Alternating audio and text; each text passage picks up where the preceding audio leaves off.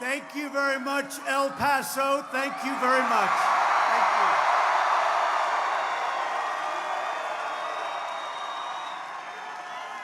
I am very, very thrilled to be here in the great state of Texas. Right on the banks of the legendary Rio Grande, where, by the way, I don't know, you heard, right? Today, we started a big, beautiful wall right on the Rio Grande. Right smack on the Rio Grande.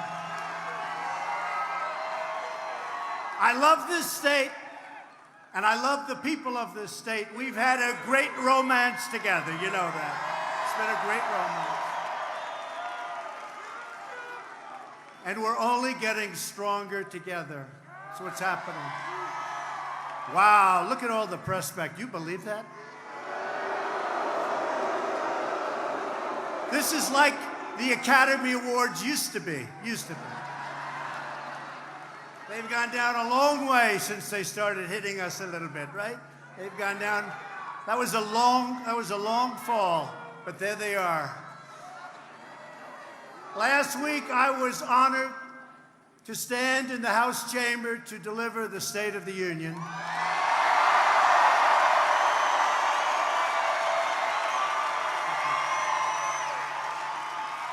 And I asked both parties to come together to choose greatness for America. Since taking office 2 years ago, our economy is now the hottest economy anywhere on earth.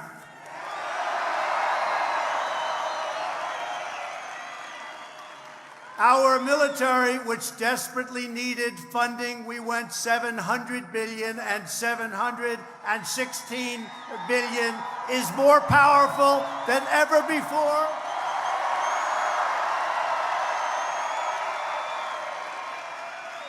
That was not a good situation. It was tired and depleted. Our great warriors were not taken care of. Now they're taken care of again the way they should be.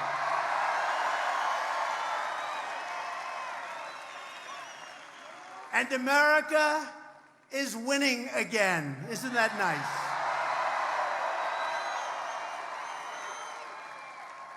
We're fighting for all Americans from all backgrounds, of every age, race, religion, birthplace, color, creed. We're fighting for ourselves. We're fighting for all Americans. And what is it? America first. Remember, it's America first.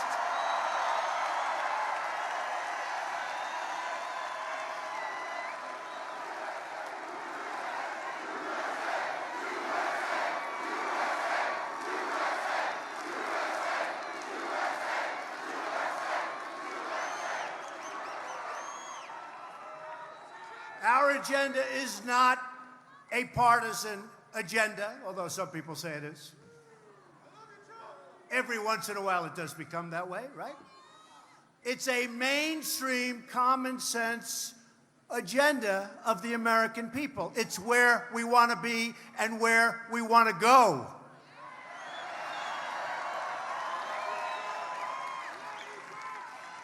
And despite the fact that the media refuses to acknowledge what we've done and how well we're doing it.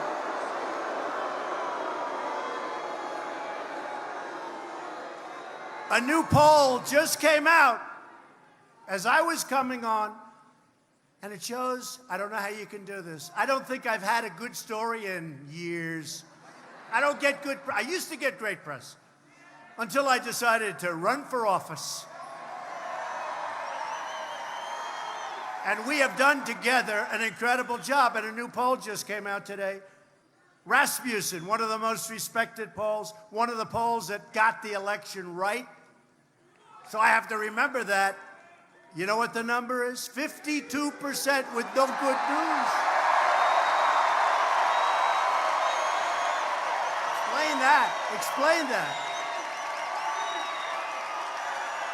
Explain that. How do you get that when you don't get good press? I guess 93% of the stories are negative. No matter what we do, they figure out a way to make it negative. Like, I'll give you a quick example. When I came in, North Korea looks like it was going to war. You know that. It was going to happen, bad things. Now, you have no missile launches, you have no rocket testing, you have no nuclear testing. I have a good relationship, maybe even a great relationship. We have tremendous sanctions on North Korea, but we have our hostages back. We have remains are coming back, remains.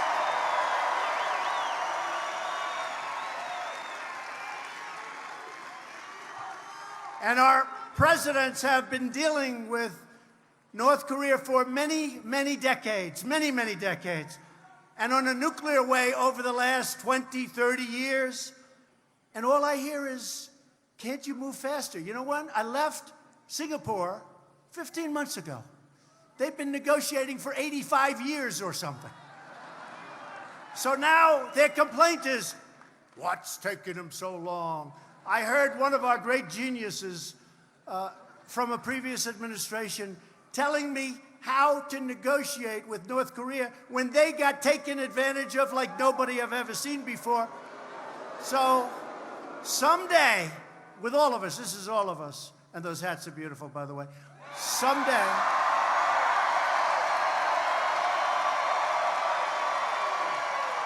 true, someday, they're going to appreciate us all, and I'm going to Vietnam, to Hanoi, in the near future, 27th and 28th of February, to have another summit. And hopefully we do as well with the second summit as we did with the first. I hope so.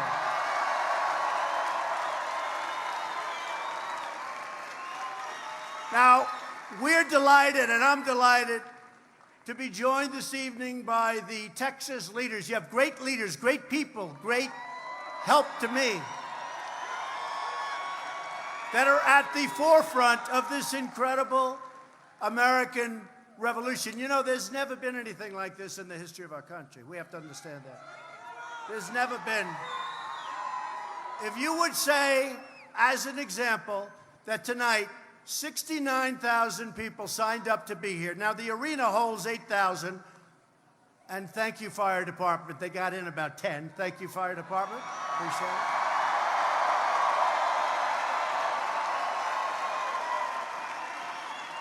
But if you want to really see something, go outside. Tens of thousands of people are watching screens outside.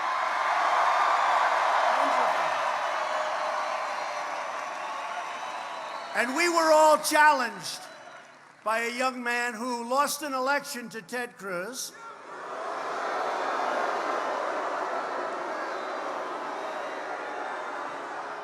And then they said, you know what? Hey, you're supposed to win in order to run. By the way, I'm 1 and 1. I'm 1 for 1. Think of it. We had one election, we won. Now we're going to be 2 for 0, and everything's going to be perfect.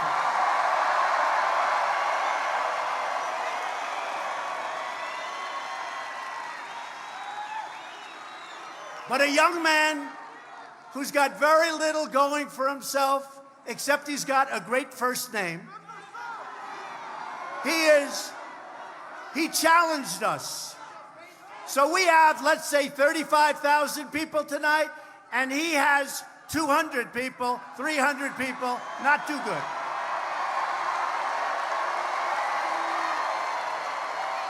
In fact, what I would do is I would say that may be the end of his presidential bid, but he did challenge us.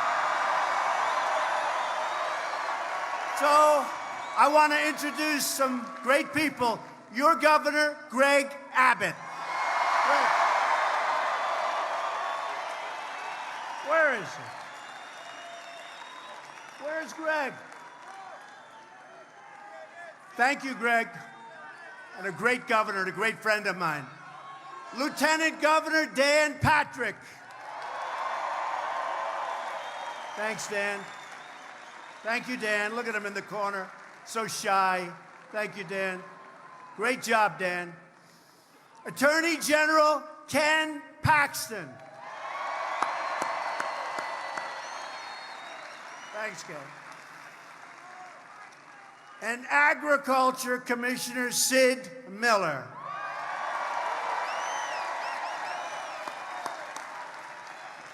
Thank you, Sid. Thank you, everybody. Thanks, Ken. Great job you do. And we're especially grateful to your wonderful senators, John Cornyn and Ted Cruz.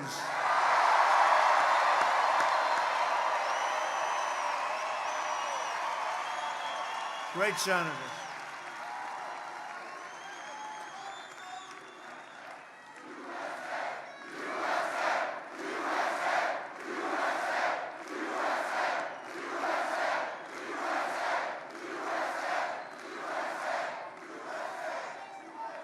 And we have a lot of your congressmen and women. We have a lot of them. You're ready, and they're terrific, and they've been with us all the way. Pete Olson. Pete. Thanks, Pete. Thank you, Pete. Michael Burgess. Thanks, Michael. John Carter. Brian Babin. And Randy Weber. Thank you very much.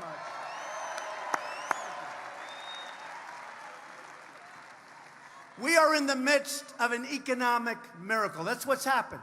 You look all over the world and you study and you see what's going on. You can look at China. We have a team right now in China. They want to make a deal very badly. Those tariffs are costing them a lot of money, and they're going into our treasury. Remember that.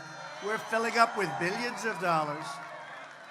And did you see I haven't been here very long, the trade deficit really went down very big this last month. And people are saying, whoa, I told you so, that's what I do. That's what I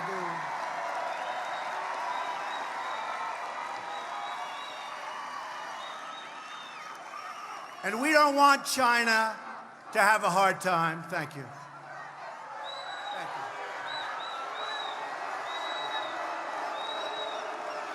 Thank you. Thank you.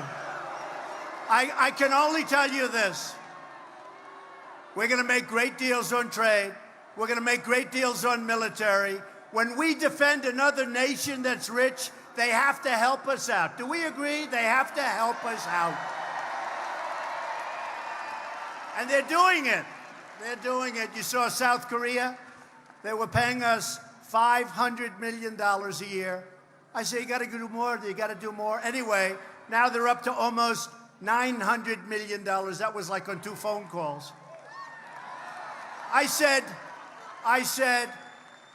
why didn't they do this before? They said, nobody ever asked. Nobody asked. You pick up almost $500 million a year. Nobody asked. We're defending rich countries. They've got to help us out, folks. They got to help us out. Sorry. And you know what? They're going to like us more, and maybe more importantly, they're going to respect us. Since the election, we have created 5.3 million new jobs, including more than 500,000 new manufacturing jobs. Remember, manufacturing was dead. They said manufacturing was dead. Previous administration, you'll never have it. You need the magic wand. That's what they said. We found the magic wand. And by the way, those numbers are small compared to what's happening, compared to all of the companies that are moving in. The unemployment.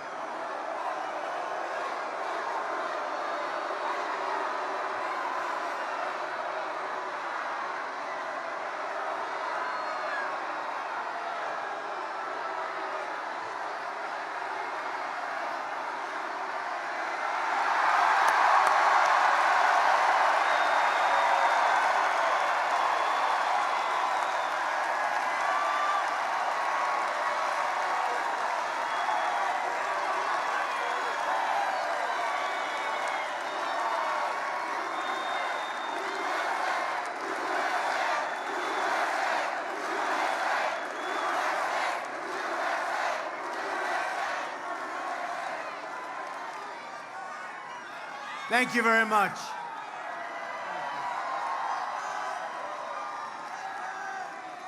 The unemployment rates for African Americans, Hispanic Americans, and Asian Americans have reached the lowest level in the history of our country.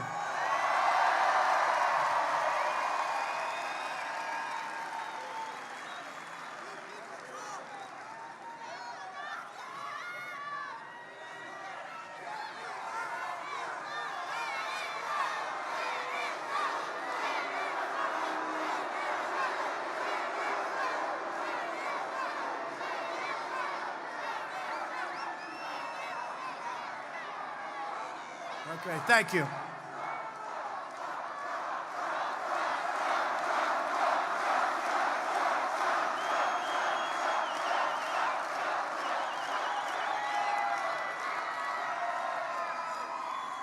Thank you.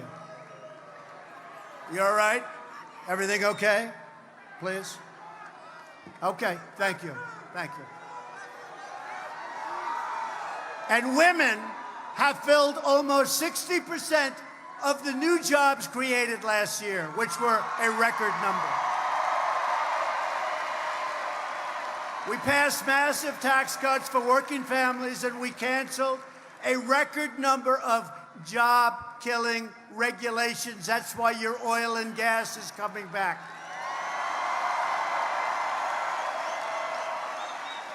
We eliminated the Obamacare individual mandate.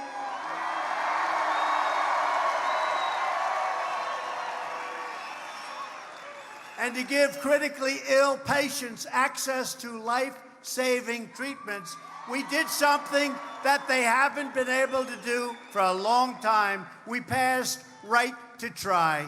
Right to try. That's an incredible thing, right to try. You know, we have the greatest doctors and research in the world. And if somebody was terminally ill, they travel to Asia, they travel to Europe, they travel all over the world if they had the money. If they didn't have the money, they'd just go home. There was nothing they could do. And I said, wait a minute, we have drugs in the pipeline that are showing tremendous progress. If somebody is terminally ill, let's let them have access to our drugs. Let's let them have access. And it's much tougher than you would think, but we got it. And people, you will not understand, nobody understand the life-saving effects. It's incredible what's going on. They are getting better. People are getting better that were thinking they were going to die. It's right to try. I love it. I always wondered why we didn't do it before.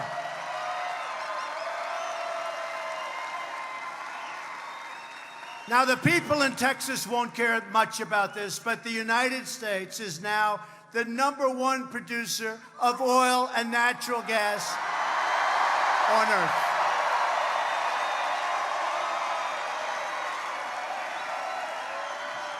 I didn't think you'd care about that. I didn't think Texas would care about that. And listen to this. And Texas oil production is now at the highest level it's ever been.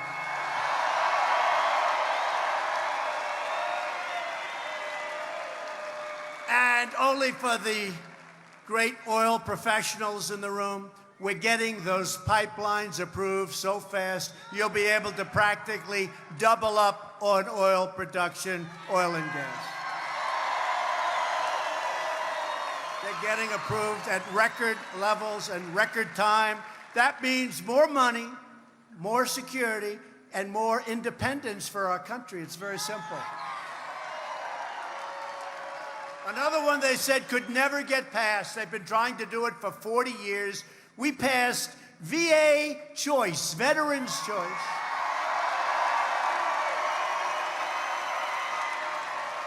So that now, rather than waiting online for 5 days, for 9 days, for 3 weeks,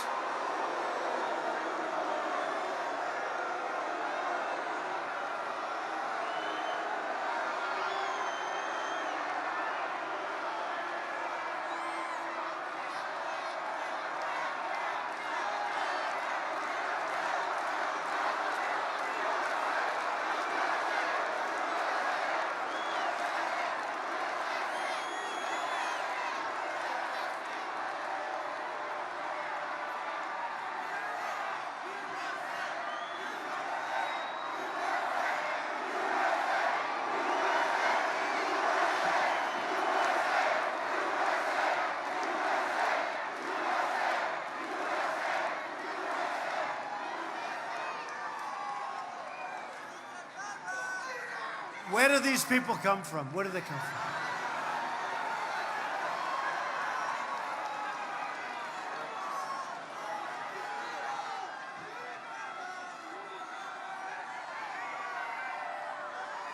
They go back home to mommy. They get punished when they get home.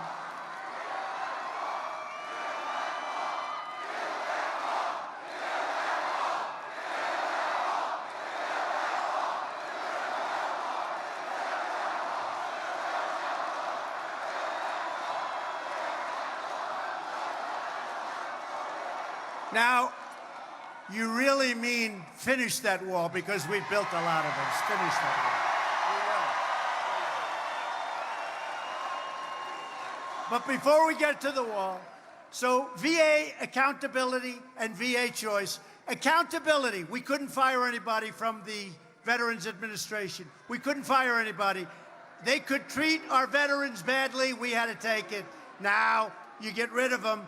And VA choice, they'd wait online for days and weeks. They couldn't see a doctor. Now they go out, they have a choice. They get a private doctor. They have things taken care of, and we pay their bill. They've been trying to get those two things fixed for many, many decades, many years, and we got it fixed. We also passed the Farm Bill for our wonderful farmers, ranchers, and growers. We just got it passed. And that wasn't easy, but we got it passed. We had to do it. Our farmers are great. So we just got that done. Farmers, ranchers, growers. And we passed historic legislation to combat the opioid crisis.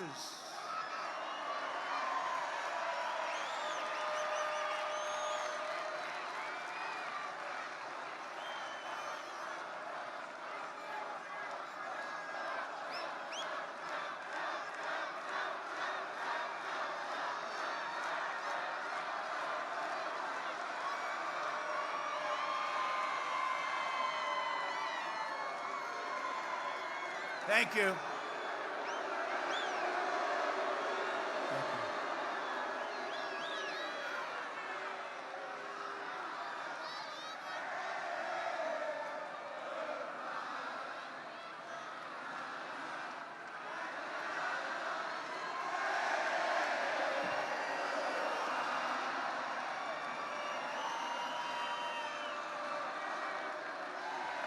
Is there any place that's more fun to be than a Trump rally? Is there any?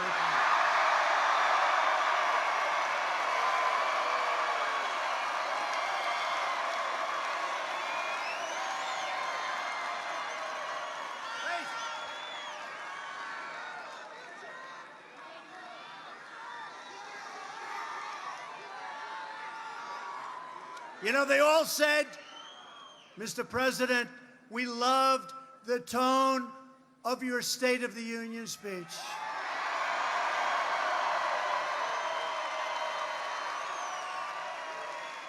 Some people said it was a great speech. Some people said, really a great speech. I said, but if I ever did that in El Paso, Texas, it wouldn't work here too well. Do you agree? Nice and calm. No, that's not what you're looking for.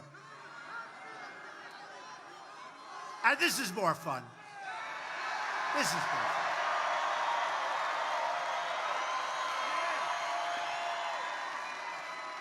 And we just signed groundbreaking criminal justice reform into law. Nobody thought that was going to be happening. In my address last week, I asked lawmakers in both parties to cross the aisle and join together for the common good for all Americans. Democrats have to stop being so angry. They're angry.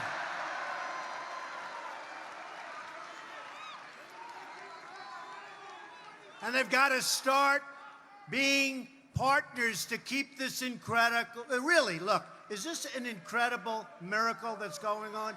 We want to keep it going. Keep it going, and it will keep going. It will keep going. There's so much to celebrate in our country. The economy, the military, so many things we've done scientifically. The world is trying to copy what we've done. They're not going to be able to do it. Not anymore. They were catching up fast. Now they're going in the wrong direction. Wrong direction. Unfortunately, many of the Democrats in Congress responded to my call for bipartisan cooperation by instead choosing really, hey, look, did you ever see anything? Radical resistance. It's the radical left. But maybe it'll change. Maybe it'll change. It all has to do with 2020 and the election. But I really don't like their policy of taking away your car, of taking away your airplane flights, of let's hop a train to California, of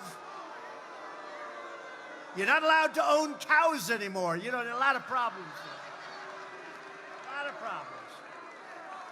But nobody's ever had this. And by the way, with us, we handle it. No president should ever have to go through what we've gone through in the first 2 years. It's a hoax, it's a disgrace, and it should never be allowed to happen again. A hoax.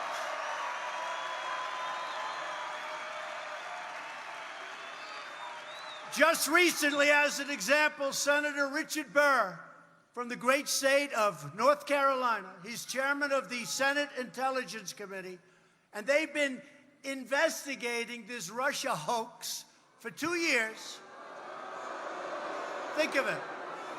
They've interviewed over 200 people. They've studied hundreds of thousands of documents and pages, and Richard just announced that they found no collusion between Donald Trump and Russia. Collusion.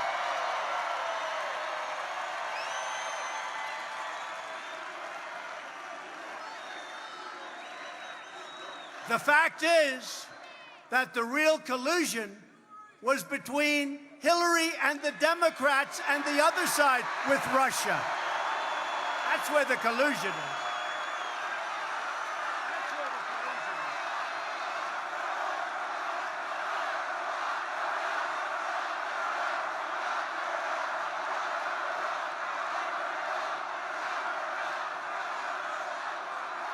That's starting to make a lot more sense. But that's where the collusion is, with the Democrats and with Russia and with others. And by the way, there's also collusion between the Democrats and the fake news right here.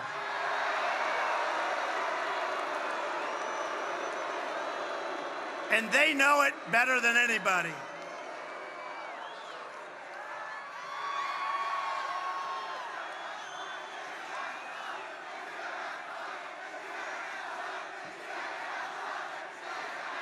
Too many Democrats are focused on tearing down their opposition instead of building up our country.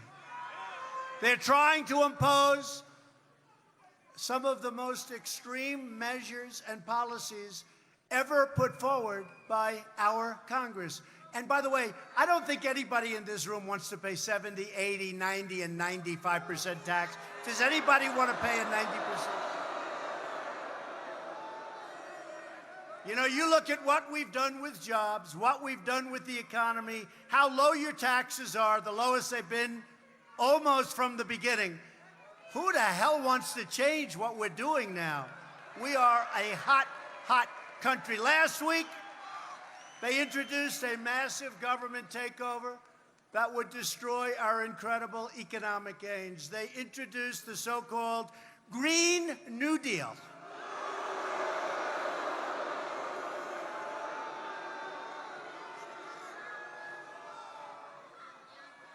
It sounds like a high school term paper that got a low mark.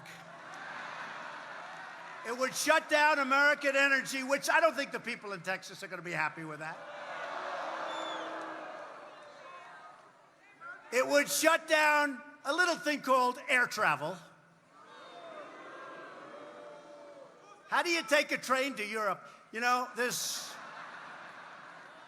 crazy senator from Hawaii They said, do you like it? Yes, I like it very much. Oh, really? How are we getting to Hawaii on her train? She didn't think about that one, but she's thinking about it. She'll figure it out. They want to take away your car, reduce the value of your home, and put millions of Americans out of work, spend $100 trillion, which, by the way, there's no such thing as $100 trillion. You have to spend $100 trillion. And remember this, no other country except us is going to do it. That's a little problem, too. While the world's real polluters, like China, would get many of our companies and factories, they just move into China, move into other parts of the world. That's the way the system works. Not going to happen, folks. Don't worry. It's not going to happen. Not going to happen. 100 trillion. Let's spend 100 trillion. Let's rip down every building in New York City and rebuild it environmentally slightly better. To pave the way for socialism, Democrats are calling for massive tax hikes and the complete elimination of private health care. Many of us have private health care. That means you can stand online for 5 days as you wait for a doctor that is not nearly as talented as your doctor. Remember, you can keep your doctor. Remember that? 28 times. You can keep. That didn't happen. Turned out to be a lie. Hey, where are the fact checkers? You know, some of the most dishonest people in media are the so-called fact checkers. 28 times. You can keep your doctor. That didn't turn out to be what he said. They're coming for your money, and they're coming for your freedom, and it'll never happen, and it won't even come close, folks.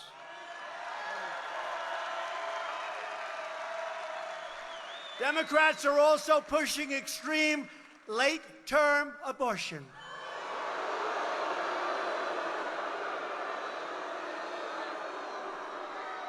Allowing children to be ripped from their mother's womb right up until the moment of birth. What's that all about? So in Virginia, the governor, he's gotten a little publicity lately. I like him. Keeps us out of the papers. I like him. I'd like to find a few more guys like this one. He almost moonwalked. His wife stopped him. Darling, darling, it would be inappropriate. I want to see somebody try and imitate Michael Jackson in the moonwalk. This would not have been a good scene. His wife saved him. Darling, this would be inappropriate. I think she was right. But the governor stated that he would even allow a newborn baby to come out into the world and wrap the baby and make the baby comfortable and then talk to the mother and talk to the father and then execute the baby. Execute the baby.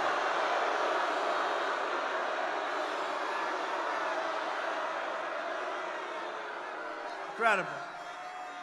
Millions of innocent, beautiful babies are counting on us to protect them, and we will. That is why last week I called on Congress with your great congressman over there.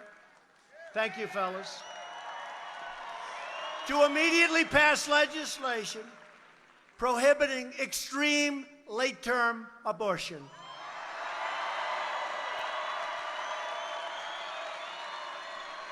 And that certainly is extreme. Many people never even heard. I mean, did you ever hear of anything like this? Democrats must also address the double standard on full display in Virginia. By the way, that state's going to go Republican pretty soon, I'm pretty sure.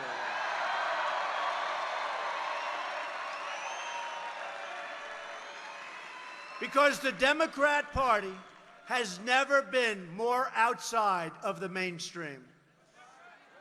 They're becoming the party of socialism, late-term abortion, open borders, and crime. This weekend, some Democrats even proposed a measure that would force the release of thousands of criminal illegal aliens, including dangerous felons convicted of rape, sex trafficking, violent assault, and even murder into our country. Can you believe this? Their proposal would put a hard cap on the number of illegal aliens that our brave ICE officers, we love our ICE officers,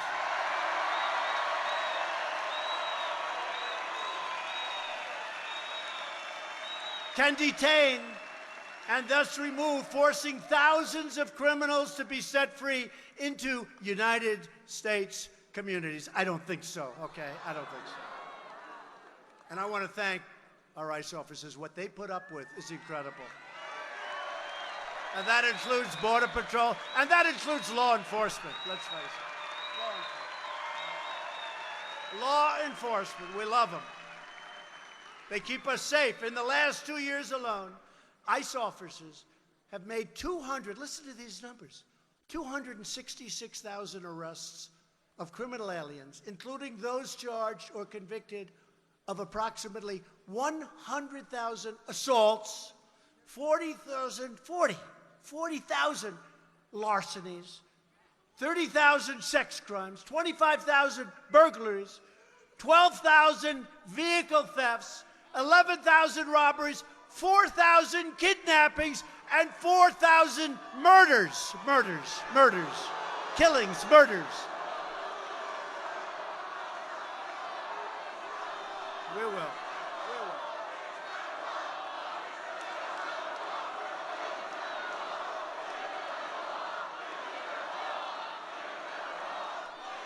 If we cut detention space, we are cutting loose dangerous criminals into our country.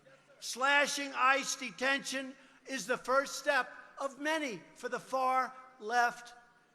I call them the radical left. We will never abolish ICE. They want to abolish ICE. We're never going to abolish ICE. So let me state very clearly to those pushing this ridiculous and radical agenda, I will never sign a bill that forces the mass release of violent criminals into our country.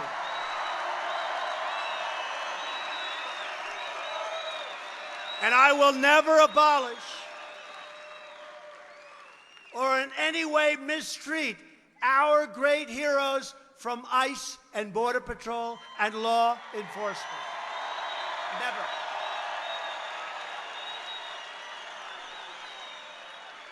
We will always stand with those brave men and women. We'll always be with them. We're going to take care of them just like they take care of us. Remember that. Remember that. Now, I have to tell you, as I was walking up to the stage, they said that progress is being made with this committee.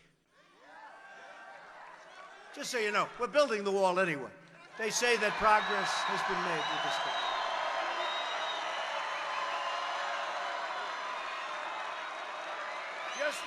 Just now, I said, wait a minute, I got to take care of my people from Texas. I got to go. I don't even want to hear about it. I don't want to hear about it. So I don't know what they mean. Progress is being made significant. Now, what did happen is the Democrats were being hit really hard on the concept of releasing criminals into our society. That has not been playing well. So maybe progress has been made, maybe not. But I had a choice. I could have stayed out there and listened, or I could have come out to the people of El Paso and Texas. I chose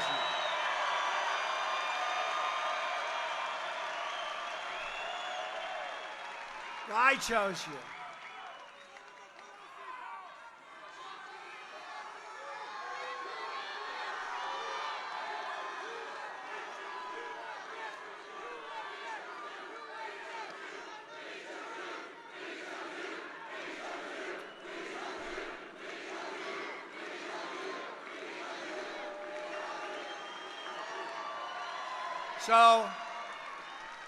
So we probably have some good news, but who knows? Who knows?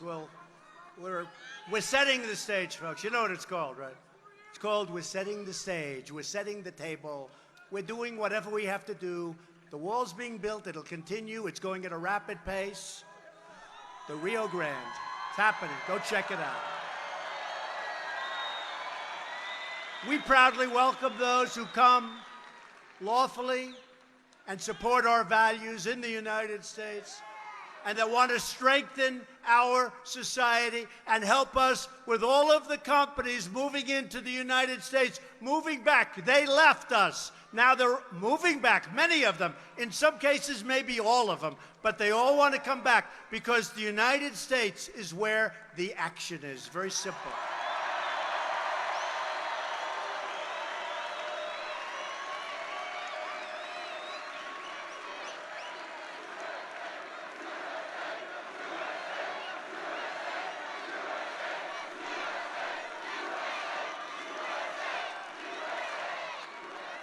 Where the action is.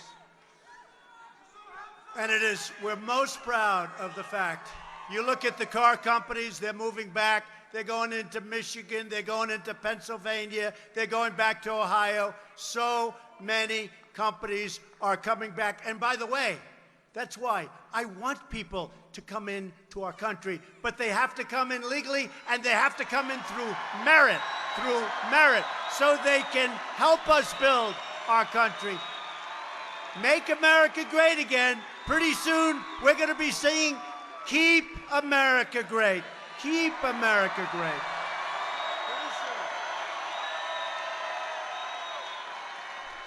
Pretty soon, Congressman. Keep America great. We'll have to switch over. Tell me. Campaign's sort of starting because you have these people that nobody ever heard of. They're all running for office. I said, who is that? Well, that person was a mayor of a city that was defeated. Well, how about Beto? Beto was defeated too, right? But he suffered a great defeat. Watch what the news does tomorrow, though. They won't mention the disparity. They won't mention the disparity tomorrow. They'll say, Beto O'Rourke. That's his last name, right? O'Rourke? Beto O'Rourke had a wonderful rally of about 15 people. Now, when they get honest, when the media starts becoming honest, and maybe they will, because we've done something that's never been done before. We have suffered a totally dishonest media, and we've won, and it's driving them crazy.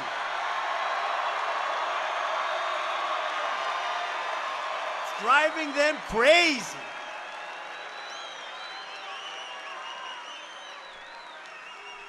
It's driving them crazy, but look at them. They still come. I've never seen anything like it.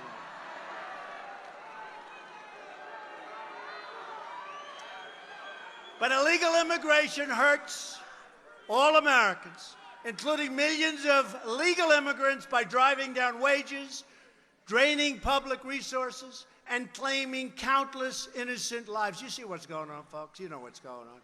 They give you all of these phony stats. Say, oh, it's the same. It's the same. Not the same. It's a bad situation going on, and we've stopped it. We are taking out thousands and thousands of people from MS-13. We're bringing them the hell out of our country. Thousands. But if we had proper border security, including a very powerful wall, we wouldn't have to work so hard. And it would be a lot safer and a lot better. My administration is committed to ending illegal immigration while modernizing our legal immigration system, which has been in terrible shape for many, many decades, to prioritize the admission of those who can support themselves financially and contribute to our economy, people that come in on merit.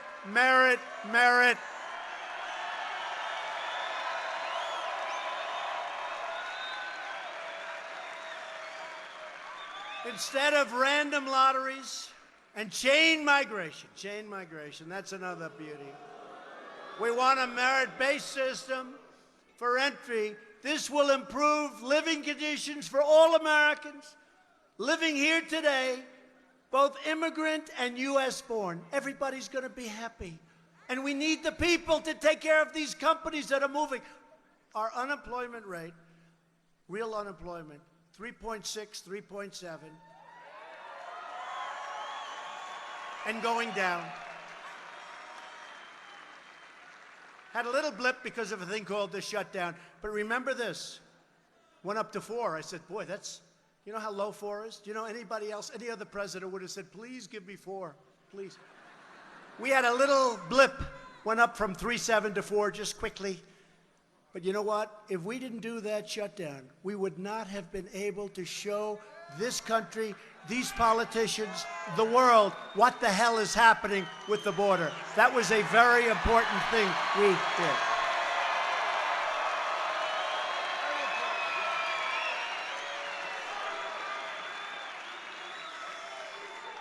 And the fact is, illegal immigration is a heartbreaking human tragedy.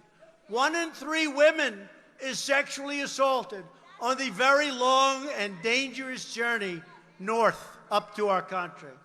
Sex traffickers, these are the worst human beings on earth, exploit our porous border to sell young girls and women into modern-day slavery. You wouldn't even know that. Nobody knows that. And by the way, do you think they come in through the ports of entry? I listen to the Democrats. Let me be nice. Just say the Democrats. I won't be specific. And they say, oh, everything comes through the port. They don't do that. They drive out where there's no barrier, no wall. They make a left. Congratulations, you're in the United States. That's all. If you have 3 women tied up in the back seat of a car, you're not going through, folks, a port of entry where they do look in the back seat, at least, right? Drugs pouring through the border kills tens of thousands of innocent Americans a year, including heroin, meth, cocaine, fentanyl, so many others. They come through the southern border. We have a drug problem over the last 6, 7, 10 years like we have never had before. We can have such a big cut in the numbers, in the percentages, if we get the wall built, if we have a strong wall with other things. But we need the wall, and it has to be built, and we want to build it fast. The number of illegal immigrants crossing our borders is so large that we've nowhere to hold them. We have to build. They want buildings. They want jails. They want these people. How about the word caravan? Caravan. I think that was one of mine, but looked like a caravan. Where you have thousands and thousands of people coming from Guatemala, from Honduras and El Salvador, and they march up through Mexico. And by the way, if we didn't have walls in those areas, in some cases that we put up, in many cases where we reinforce, in many cases where our great military helped us with barbed wire, you would have people pouring in. They don't pour in. The problem is our laws are so bad that there's no way we can quickly remove them. Other countries say, get out of here. We have to bring them through a court system. We sign their names. They touch our land. We sign them up. We explain to them, please come back in 6 years for court. And only the dumbest people show back up. Nobody ever shows. Nobody comes back in. Like 2%.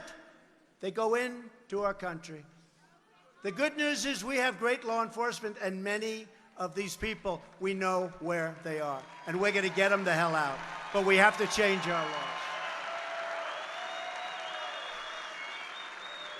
So right now, we have a backlog. You won't even believe this. Other countries don't do this. Somebody walks into our country, we bring them to court. We have now a legal, we need Perry Mason. We have a legal case. Nobody else does that. Other countries say, get out. Can't come in. You're not a citizen of whatever country. We bring them in. So listen to this. Right now, we have almost 900,000 cases. 900,000. How many judges are going to take care of? We're going to have to hire tens of thousands of judges to do that. 900,000 cases. How stupid is this? This was a system put in place by really dumb people, or people that did not have the best interests of our country at heart. And there's no place better to talk about border security, whether they like it or not, because I've been hearing a lot of things. Oh, the wall didn't make that much of a difference. You know where it made a big difference? Right here in El Paso.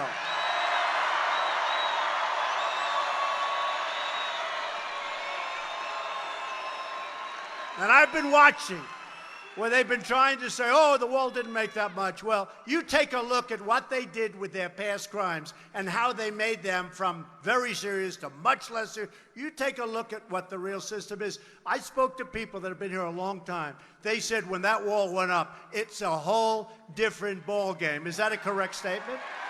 Whole different ball game. I'll give you another example, and I don't care whether a mayor is a Republican or a Democrat. They're full of crap when they say it hasn't made a big difference.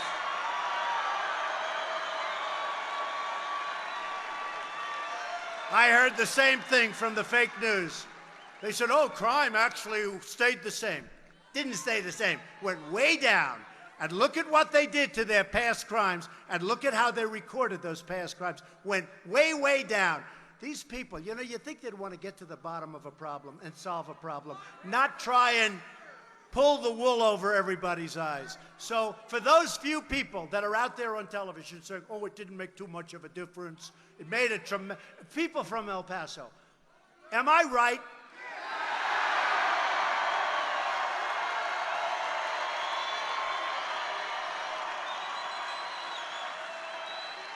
It's fake news. It's fake. I'm telling you, it's just fake news.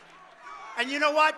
You wouldn't even have to know. You can say that automatically without even knowing. It's like, it's obvious. It's common sense. Just a few thousand feet, as an example, from where we stand right now on the other side of the border, it's one of the most dangerous cities in the world, Juarez, Mexico. Well, the people at Juarez agree. Yet, thanks to a powerful border wall in El Paso, Texas, it's one of America's safest cities now. Now listen to this. So, you're talking a few feet away, right? A few feet. Got a wall. It's a few feet away.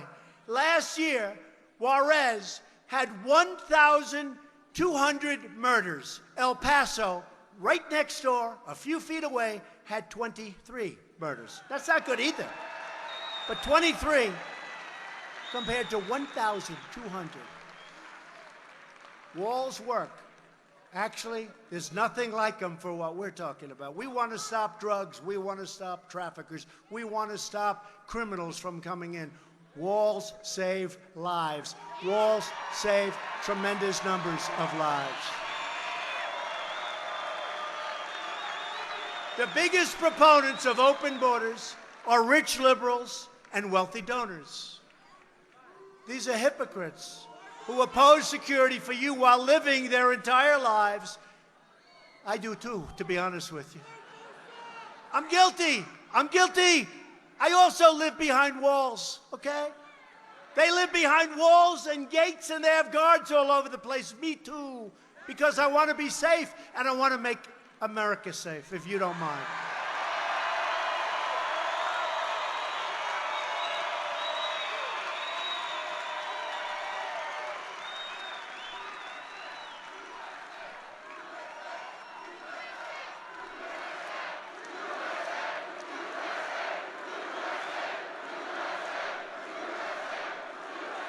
So security should not belong only to the rich and to the powerful.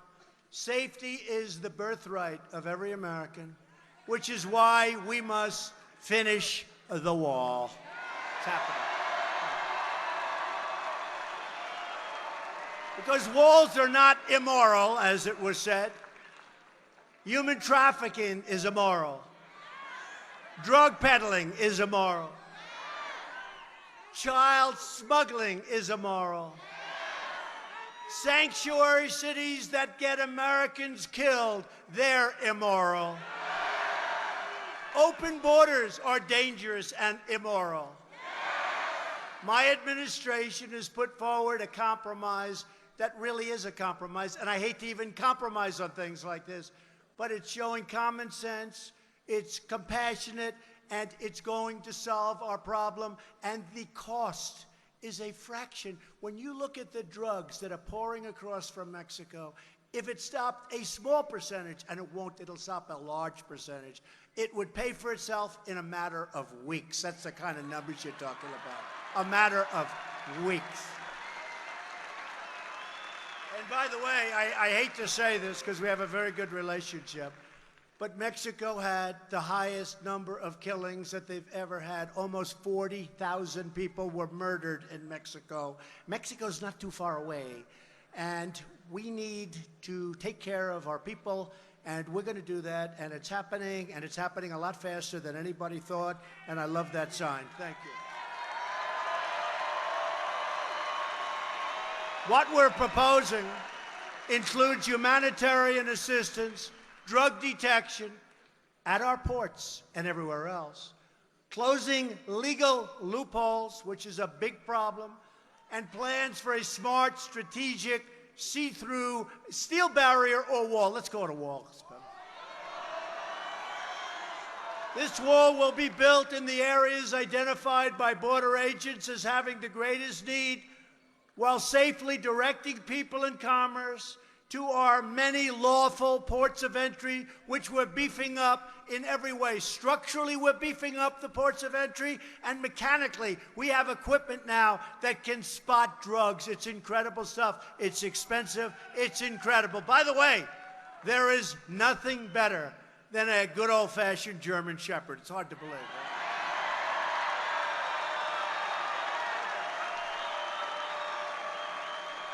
It's true. You know, I was with the people, and they're showing me this incredible computerized stuff and where it goes. I said, could I, because Secret Service took me out to the place and they were showing me these German Shepherds. They're unbelievable. They'll run past all these empty boxes, and one of the boxes has drugs in it deep down in a box. And it comes to a screeching halt, barking at them every time. So I asked the people that sell the machinery at a lot of money. I said, let me ask you a question. This stuff is incredible. I'm really impressed. How does it compare to a German Shepherd? Guy looks at me and goes, sir, honestly, it's not as good. Can you believe it? German Shepherd. Certain types of dogs. Pretty good. You do love your dogs, don't you?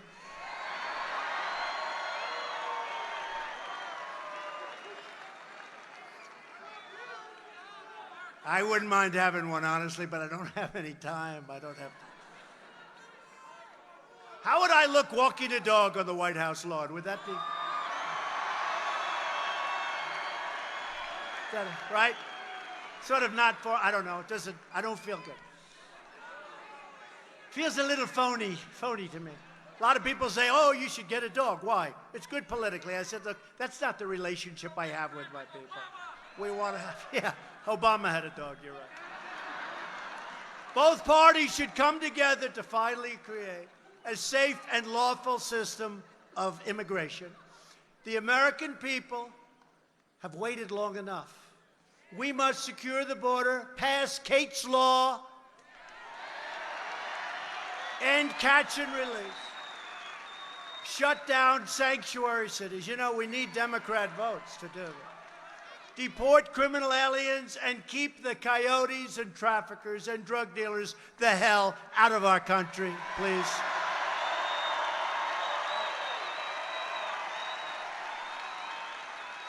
And the Democrats also need to confirm the more than 300 highly qualified nominees who are sitting in the Senate waiting for confirmation, people that have given up their lives to work in the Trump administration, and the Democrats aren't approving them. It's a record. It's total obstruction. It's a record in the history of our country. There has never been. Some people left their job a year and a half ago, 2 years ago, to become an ambassador or to work in one of our many great agencies, and we can't get Schumer and his friends to approve them. It's total obstruction. There's never been anything like it. Very, very unfair. Very unfair to these people. In many cases, seriously, they've left jobs, and they're waiting and waiting and waiting. They're slow walking every single one of them. It's a disgrace. As we fight to protect our borders, we must also protect our newfound prosperity. My administration has taken the toughest ever action to crack down on years of China's abuse, and its trade practices have been very unfair. And I have a lot of respect for President Xi, but he's representing China, and I'm representing the United States. So that's it.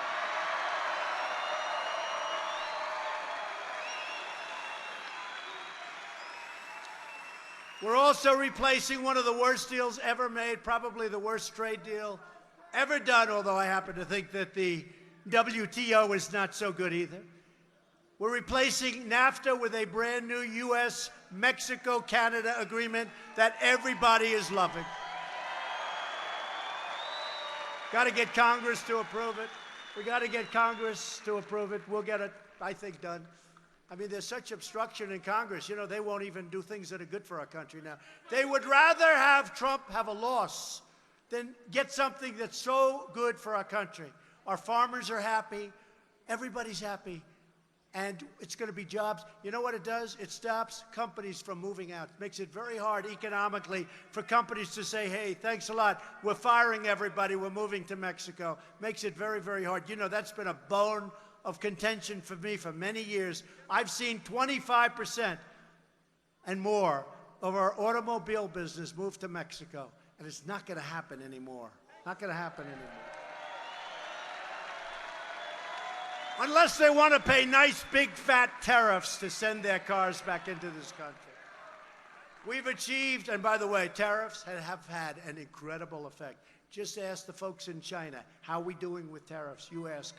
And you ask, how are we doing in our negotiations? The fact is, and I say it openly, either they treat us fairly or they have to pay for the privilege of coming in and taking our wealth and taking our jobs. It's very simple.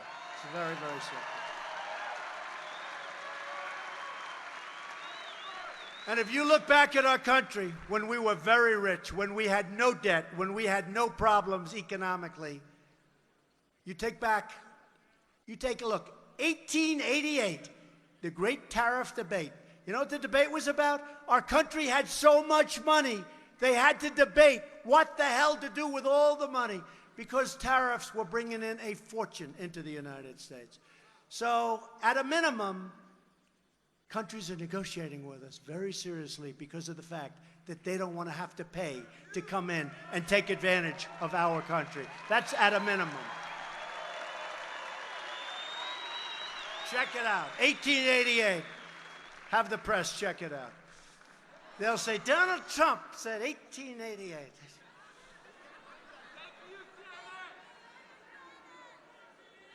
We've achieved the largest decline in drug prices in 46 years, prescription drugs, and I'm asking Congress to work with me to make prescription drugs affordable for every American family. We just got the largest decrease in drug prices. Think of that. And it's not easy. It's not easy. Because we have middlemen that take care of a lot of people for a lot of years, these middlemen, and the drug companies. But even worse, the middlemen. And we're cutting the middlemen out. They're not going to like me very much. They made a lot of money. But think of that. The first time in 46 years. And now we're going to phase 3. We did 1 statutorily. We did 2 statutorily. Now we go to phase 3. We're getting your drug prices down. We're embarking on bold initiatives to defeat AIDS. Who knew that? We have medicines now that work wonders on AIDS. We're looking to be AIDS-free in not many years as a country, and maybe help also the world. The world. So we want to defeat AIDS, and we want to defeat childhood cancer. We've made tremendous strides. Tremendous strides. In the Middle East, our brave warriors have liberated virtually 100% of ISIS in Iraq and Syria. Now, you don't hear that from these people.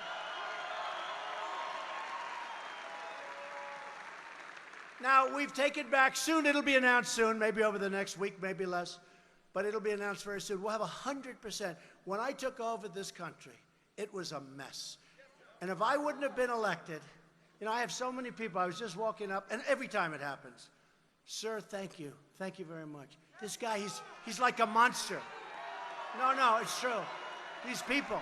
This guy, he's like a monster. He's like this monster football, a big, strong guy. He says to me, he says, thank you very much. I don't know what they're saying, but that's okay. No, he's this big, strong guy, and he's crying. And he said, I'm walking up, Mr. President, and it happens all the time. Thank you very much, Mr. President. I said, for what? He said, you've saved our country. Our country was going in the wrong direction. You've saved our country. Thank you. I've had so many people say that. So many people. You know, the truth is, though, I didn't save our country. We're now heading in the right direction. It's very tough because we have so many things we're fighting, including these people, but so many people that we're fighting. So many people that are either foolish or ill-intentioned. But, you know, I didn't save our country. You know who saved our country? You saved our country. You saved our country. God.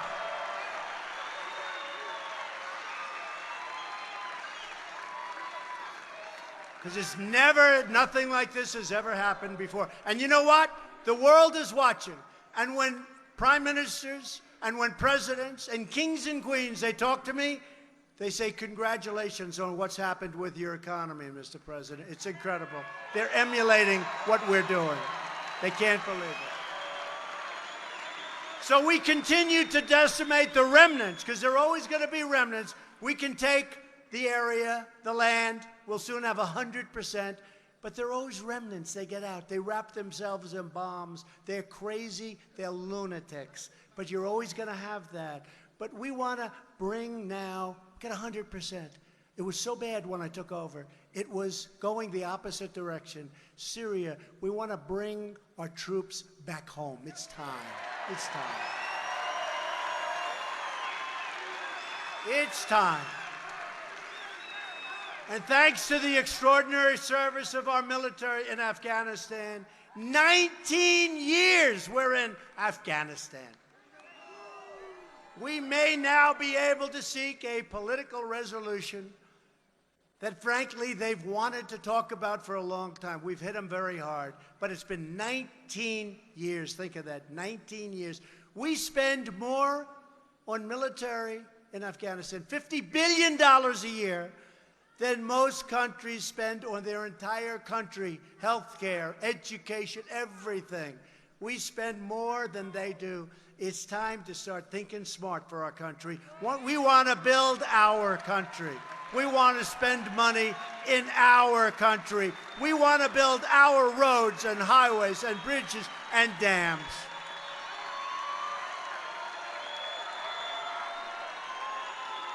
And last month, the United States recognized the legitimate government of Venezuela and condemned the socialist brutality of the Maduro regime. Everywhere socialism has been, everywhere it's been implemented, it's produced poverty, misery, repression, and despair. You take a look, no matter where. Yet there are those trying to implement socialism right here in the United States. So I again say to you, and I say it for the world to hear, America will never be a socialist country. Never, never.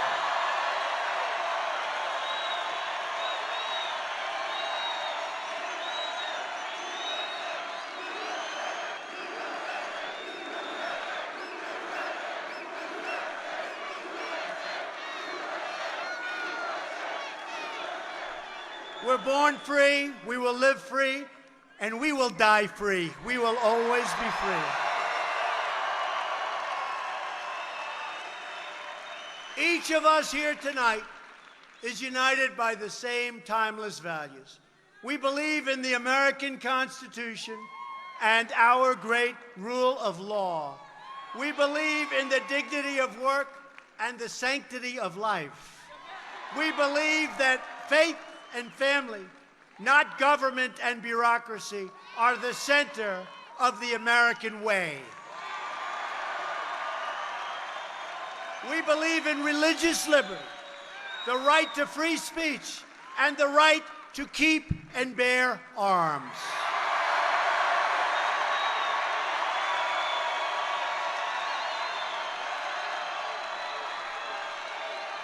We believe that children should be taught to love our country, honor our incredible history, and always respect our great American flag.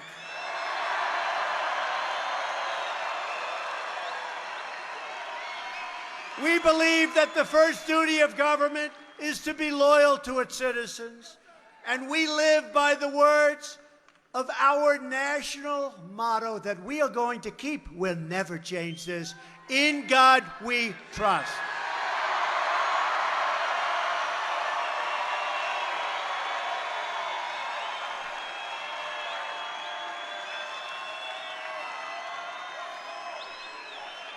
These are the beliefs, traditions, and principles that bind us together as citizens, as neighbors, as great patriots.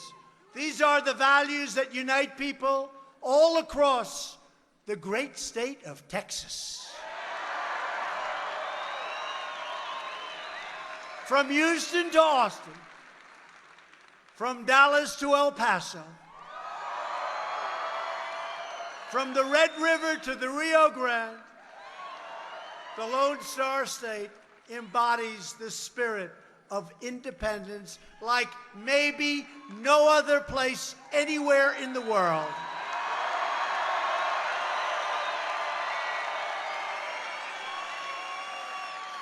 And you have always embraced the cause of American freedom like no one else. This is the state where William Travis, James Bowie, and Davy Crockett made their last stand at the Alamo.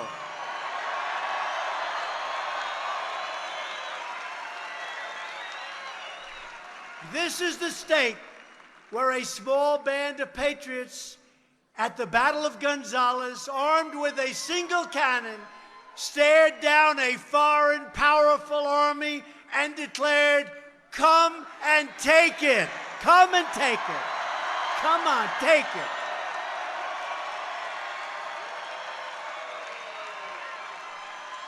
And Texas is the state where generations of farmers, ranchers, oil workers, and pioneers helped build up the most extraordinary nation in all of human history. That's what we are. We were losing track. We didn't lose track anymore. We're straight on that track. Now, just like generations of Texas patriots who came before, you are going to make your stand. That's what we've done. We've made our stand, and we've made it together. This is a big group of millions and millions of people that have come together like never before in our history. This has never happened before. And we've come for safety, for sovereignty, and for the sacred rights given to us by the hand of Almighty God.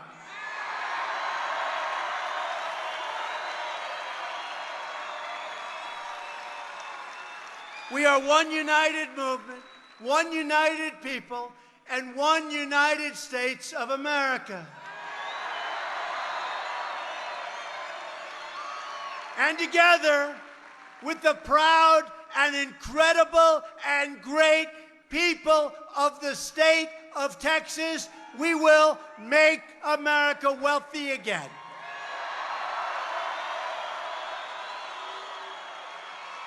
We will make America strong again.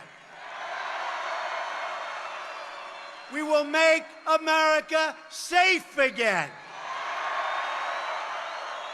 And we will make America great again. Thank you, Texas. Thank you.